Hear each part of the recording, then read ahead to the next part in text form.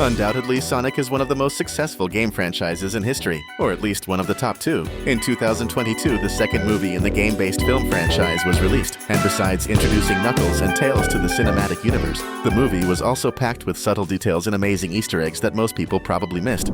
If you're a fan of the classic games featuring the blue hedgehog, you may have noticed that the scene where Sonic is standing atop a building, watching several police cars below, is almost identical to the opening scene of Sonic Adventure, released in 1998. The inspiration here is undeniably clear. In the movie, the scene is set in Seattle, which is certainly no coincidence, as the largest city in the state of Washington was once known as the Emerald City, due to its lush green forests. And as we know, Sonic 2 revolves heavily around the Chaos Emeralds. So no coincidences here, just pure Easter eggs. These are just the first of 23 details from Sonic the movie that you probably didn't notice when you watched the film back in 2020. So get ready, because you're about to experience an explosion of Easter eggs on your screen. Still referencing Sonic Adventure, we have another cool nod to the game. When Sonic is playing the hero, he throws the explosive out the window and it ends up falling into the sewer. When it explodes, the manhole covers go flying. This same thing happens in the opening scene of that very game. Without a doubt, Dr. Robotnik is the most memorable of all Sonic's villains and always will be. And when we watch the movie and see Eggman gain the power of the Chaos Emeralds, many claim this had never happened in Sonic's universe before. However, there's a correction to this statement. It has never happened in the Blue Hedgehog's games.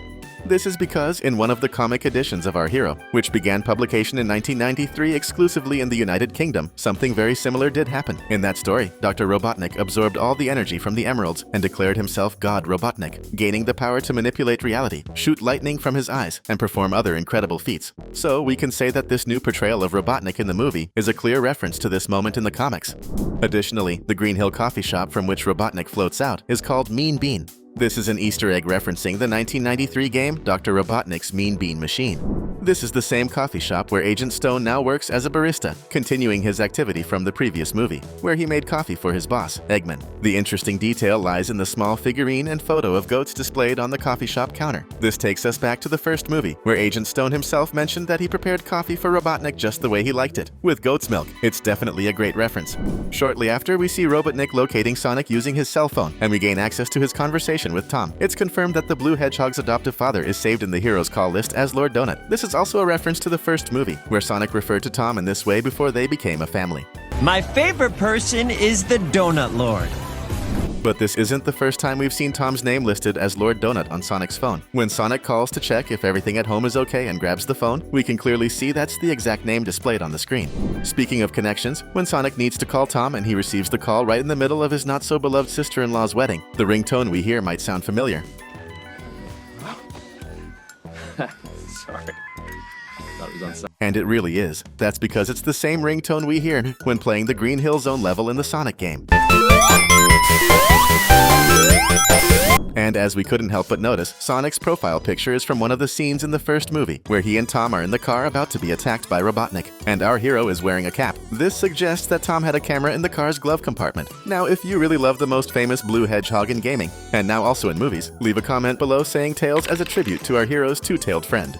And the second Sonic movie is truly packed with references to the hero's comic books. For instance, when three beings enter the mushroom world and are ambushed by Eggman and his traps, many were left wondering who they were. And since the movie didn't explain, let us clarify. They are known as the Scavengers, and they first appeared in a comic book released shortly before the film. In this story, they find Knuckles unconscious after he fell off a cliff while searching for Sonic. The Scavengers take the Echidna and place him in a fighting ring, where the red character easily defeats his opponents. But the references in Sonic 2 are not limited to games and comic books. They also include nods to other famous movies in pop culture. That's exactly what happens in the scene where Robotnik is fleeing one of the temple traps he and Knuckles encounter. It is clearly inspired by the iconic scene from the classic Indiana Jones movie, where he runs from a giant boulder, an image we've seen recreated in countless cartoons and films. In the same scene inside the temple, shortly after, we see Sonic himself arriving at the labyrinth after falling down what looks like a waterfall, a seemingly painful experience. This is a recreation of a scene from one of the Blue Hedgehog's games that takes place in the labyrinth zone, where essentially the same thing happens. Sonic slides down a waterfall before reaching the required destination. Another reference to famous movies happens at the beginning of the film. We see Eggman on the Mushroom Planet, and it's noticeable that he created a companion made of stone, complete with a face.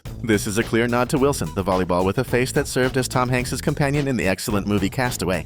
Interestingly, few noticed that the Rolling Stone used in Robotnik's contraption to make his mushroom coffee is painted red, just like the Wilson we just mentioned, but with Eggman's logo from the comics. And shortly after, the same stone falls on the mushrooms and destroys the little Sonic figure.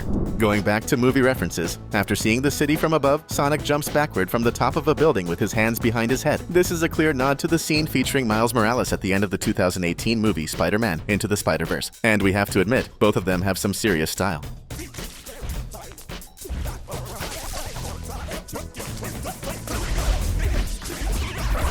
One of the coolest scenes in Sonic the Hedgehog 2 is the fishing trip shared by our blue hedgehog and Tom, his adoptive dad. During the trip, Tom reveals that he's been aware of his son's late-night outings for quite some time, and the poorly made dummy standing in for the hero looks a lot like the infamous Sonic. Yes, that crude drawing that's been floating around the internet for years. The same one also appeared in the first movie. Chili dogs. Oh no. Oh no. I'm so embarrassed. Get out of here, quick. Oh no. Here comes another one. Go. If you're enjoying the video, follow the logic and subscribe to our channel so you won't miss our next uploads. Another reference, this time tied to a Sonic cartoon series, happens during the fight between Knuckles and the blue hedgehog inside Tom's house. The red echidna manages to stop the hero's spin attack with his hands, just like in Sonic X.